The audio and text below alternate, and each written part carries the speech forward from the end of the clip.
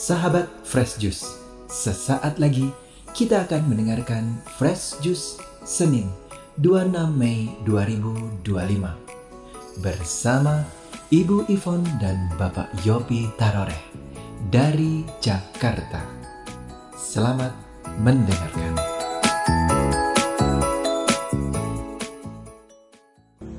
Shalom, shalom, shalom.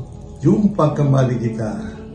Ya, dengan ayat yang sangat indah ini yang kita akan baca dari Injil Yohanes bab 15 ayat 26 sampai Injil Yohanes bab 16 sampai 4a. Jikalau penghibur yang akan diutus dari Bapa datang, yaitu Roh kebenaran yang keluar dari Bapa, ia akan bersaksi tentang aku. Tetapi kamu juga harus bersaksi, karena kamu dari semula bersama-sama dengan aku. Semuanya ini kukatakan kepadamu, supaya kamu jangan kecewa dan menolak aku. Kamu akan dikucilkan, bahkan akan datang saatnya bahwa setiap orang yang membunuh kamu akan menyangka bahwa ia berbuat baik bagi Allah. Mereka akan berbuat demikian karena mereka tidak mengenal baik Bapa maupun aku. Tetapi semuanya ini kukatakan kepadamu, supaya apabila datang saatnya, kamu ingat bahwa aku telah mengatakannya kepadamu.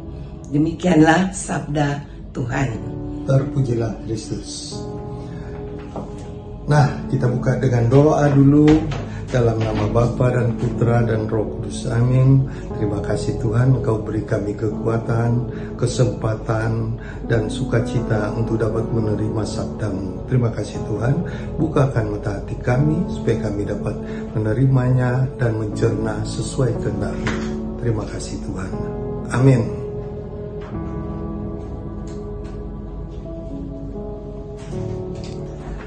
Sahabat-sahabat yang dikasihi Tuhan Yesus Kristus, ada pantun. Kelapa muda, kelapa tua, ditutupi dengan tanah. Dari muda sampai tua, kita semua disayang Tuhan. Iya, orang muda, orang tua disayang Tuhan. Bacaan tadi mengingatkan kita untuk bersaksi tentang kebaikan Tuhan. Kira-kira tahun 1989, tahun 89 itu saya mulai melayani. Tahun 1988 kami kursus evangelisasi pribadi, mengajarkan bersaksi. Ya, tahun 89 sudah dipercayakan bagaimana mengajar. Jadi saya sudah mengajar evangelisasi mulai 1989. Nah, dalam mengajar itu salah satu bagian yang diajarkan dan yang sangat penting dan dapat PR-nya, pekerjaan rumah, dan disuruh praktek kita, yaitu apa? Bersaksi. Rupanya juga ayat tadi sudah menekankan bahwa Roh Kudus diutus pada kita dan kita harus bersaksi. Bukan mudah-mudahan kalian bersaksi, harus bersaksi. Ya, harus. Kemudian Yesus berkata juga, kalian kan sudah bersama-sama saya dari semula, jadi kamu harus bersaksi juga. Nah, dalam Kisah Para Rasul ayat 8, bab 1 ayat 8 juga dikatakan itu, Roh Kudus tercurah pada kamu, kemudian kita ini menerima kuasa menjadi saksinya baik di Yerusalem, Samaria, seluruh ujung bumi. Yerusalem, Yudea, seluruh Yudea, Samaria, dan seluruh ujung bumi. Kita menjadi saksinya. Pergi, diperintahkan, pergi, jadikan segala bangsa muridku. Dengan cara apa? Bersaksi itu loh kebaikan Tuhan. Bersaksi kasihnya Tuhan. Banyak pertanyaan ditanyakan sama peserta-peserta kursus. Bagaimana tapi bersaksi itu? Nah, itu diajarkan, kemudian tingkat-tingkatnya juga yang mana. Nah, kita mulai dari yang kecil aja, tidak usah yang sulit-sulit banget, dari yang kecil. Saya pernah memberi contoh yang kecil ini soal mangga. Istri saya itu suka sekali mangga dari Cirebon, gincu dari Cirebon. Jadi mungkin warna mirip-mirip gincu ya, gincu dari Cirebon. Kami berjalan-jalan ke arah supermarket, dan di situ supermarket yang besar itu ada mangga gincu yang bagus. Istri saya lihatnya, wah bagus Pak, ya. Begitu lihat, harganya juga bagus kualitasnya, harga tentu juga bagus. Saya bilang, sudah nggak apa-apa, beli aja 2-3 biji, makan aja dulu. Enggak, karena memang terus terang ekonomi waktu itu kami lagi terpuruk banget. Untuk uang kami sangat-sangat berhati-hati, dan yang tahu soal uang adalah istri saya, karena dia yang pegang uang. Saya nggak tahu-tahuan uang ya, pokoknya saya tahu tiap saya mau bergerak itu modalnya harus ada. Nah dia yang pegang. Jadi dia bilang, enggak, maksudnya berhemat dulu ini, nggak usah dulu. Ya sudah, dalam keadaan itu pulanglah kita, sudah belanja sedikit, pulang besok pagi. Nah ini jadi kesaksian kelihatannya kecil, tapi rupanya besar juga. Besok pagi kira-kira jam 9, tahu-tahu ada saya urus ke taman di belakang, begitu saya mau urus ke depan, loh ada mangga gincu yang bagus-bagus. Bukan ditaruh di kantong plastik, bukan, atau di asalan begitu saja, bukan, tapi ditaruh dalam kotak, isinya sekotak penuh, ada tutupnya, dan ada kotak tiap butir, tiap buah mangga ada kotaknya. Jadi kualitasnya super banget. Super banget itu, nggak ada lecetnya. Nah, di situ saya melihat, ini siapa yang kirim? Nggak ada tulis pengirim, pembantu juga nggak tahu siapa yang taruh di situ. Itu kesaksian, kelihatannya mangga saja kecil. Saya ceritakan itu pada peserta kursus tahun 1989-1990 kira-kira itu, ceritakan itu, mereka terpukau ya. Ini hal kecil aja Tuhan memperhatikan.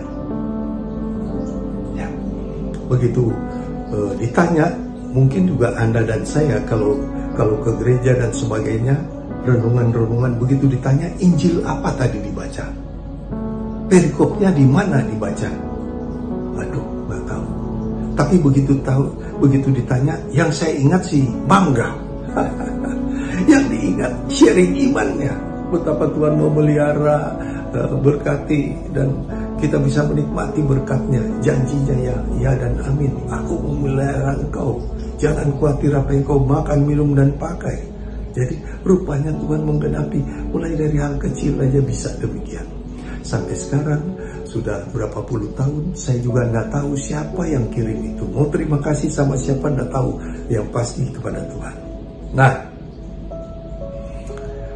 dari peristiwa ini, kemudian dalam pengajaran untuk sharing iman, itu juga kita bisa membawakan mau yang lebih besar, perkara-perkara yang lebih besar. Tentu yang nomor satu, kita bersyukur bahwa kita ini sudah Tuhan selamatkan. Kita ini sudah diberikan tiket, boleh masuk surga. Peliharalah keselamatan itu. Tuhan sudah berikan itu pada kita ya, peliharalah keselamatan itu. Nah, Yesus berkata, karena kamu sudah di dalam Dia, Dia bersama kita kan, dalam Yohanes 15 juga kan, tinggallah di dalam Dia. Nah, kalau kita sudah bersama Yesus, dikatakan kita harus, ayat 26 sudah berkata, Roh Kudus tercurah, kamu harus bersaksi. Harus, bukan mudah-mudahan, ya kalau saya tidak malu saya mau bersaksi. Harus, tentu bersaksi gimana? Saya bilang tadi hal kecil aja. Cerita aja sama teman, cerita aja sama teman lingkungan. Aneh, saya bisa mengalami begini. Ini Tuhan kok tahu aja ya apa yang saya suka. Nah, kecil-kecilan itu, apalagi hal-hal besar yang Anda alami. Tentu nomor satu tadi kita sudah diselamatkan, kemudian hal-hal lain, saya disembuhkan, saya mungkin bangkrut kemudian bangkit lagi dan sebagainya. Tapi nomor satu, roh kita diselamatkan. Kita punya jalan untuk kehidupan kekal. Nah itu. Sekarang, dalam bersaksi saya juga melihat sasarannya, karena saya berkata pada para peserta, jikalau Anda melayani, jikalau kalian melayani, kalian membawakan penginjilan, pewartaan, jika tanpa kesaksian imanmu hanya teori. Kalau hanya teori, seolah-olah kita lagi perang, pergi bertempur, tapi pelurunya peluru karet, bohong-bohongan. Jadi dor tidak ada isinya, peluru karet yang keluar. Jadi harus, makanya Yesus katakan harus, bukan boleh iya boleh tidak, harus bersaksi.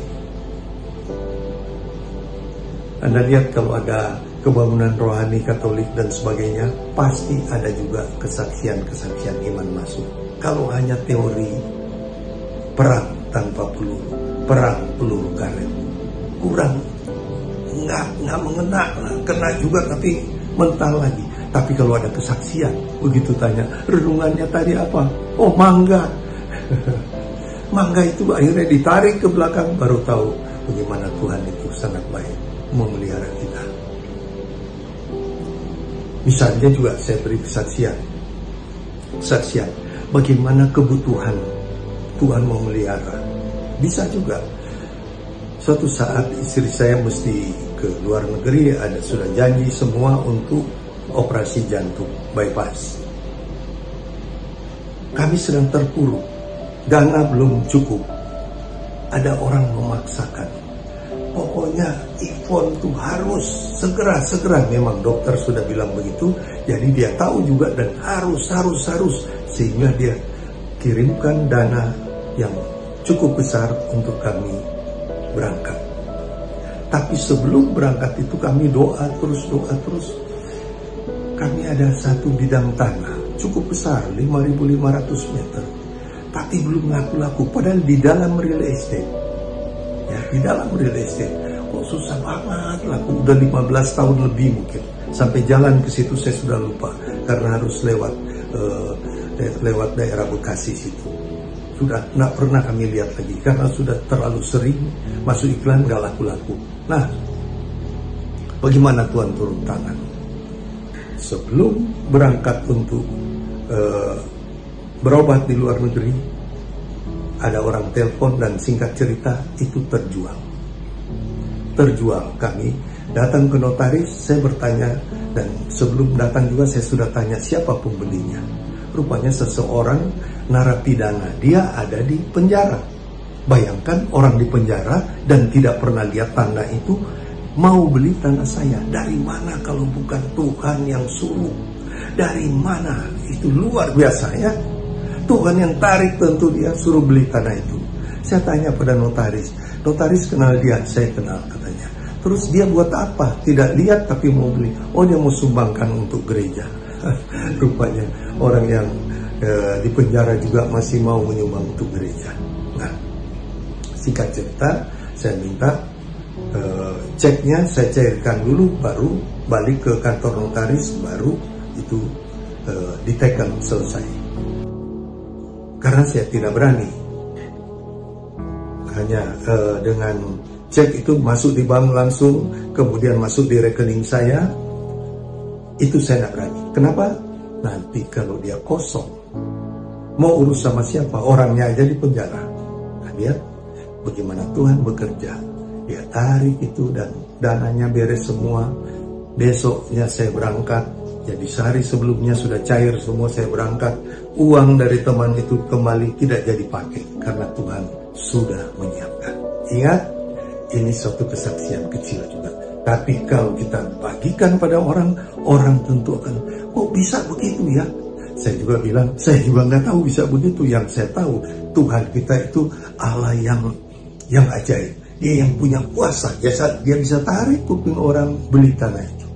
Ya, Tuhan yang Maha Kasih, dia sudah tebus kita, dia bebaskan kita dari ikatan dosa, dan dia mau tolong kita untuk bisa masuk dalam kerajaannya yang abadi. Tuhan itu penuh penuh kasih. Dan Dia itu yang sudah menjanjikan tidak pernah terlambat. Timingnya tepat. Bukan kayak manusia suka karet, dia timingnya tepat. Sebelum waktunya, dia masukkan itu tepat. Oleh karena itu saya bersyukur pada Tuhan. Mari kita berdoa dulu. Dalam nama Bapa, Putra, dan Roh Kudus, amin. Bapa di surga, terima kasih Tuhan. Engkau Allah yang penuh kuasa. Lewat sharing-sharing iman kami sudah melihat betapa Engkau berkuasa dan Engkau tepat waktu dan Engkau sangat mencintai kami, penuh kasih-Mu, kasih yang walaupun kami berdosa, kasih agape. Terima kasih Tuhan, Tuhan jadikan kami saksi-saksi-Mu yang militan supaya kami berani besarkan nama-Mu, dan di balik itu semua nama-Mu yang ditinggikan, nama-Mu yang dimuliakan, nama-Mu yang diagungkan. Terima kasih Tuhan, segala pujian, hormat, kemuliaan hanya bagi-Mu. Amin. Bapa, Putra, Roh Kudus. Amin. Sampai jumpa lagi. Tuhan Yesus berkati. Amin.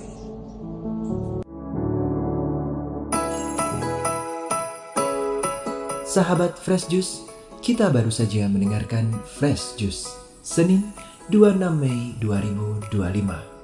Saya Yofi Setiawan beserta segenap tim Fresh Juice mengucapkan terima kasih kepada Ibu Ivon dan Bapak Yopi Tarore untuk renungannya pada hari ini.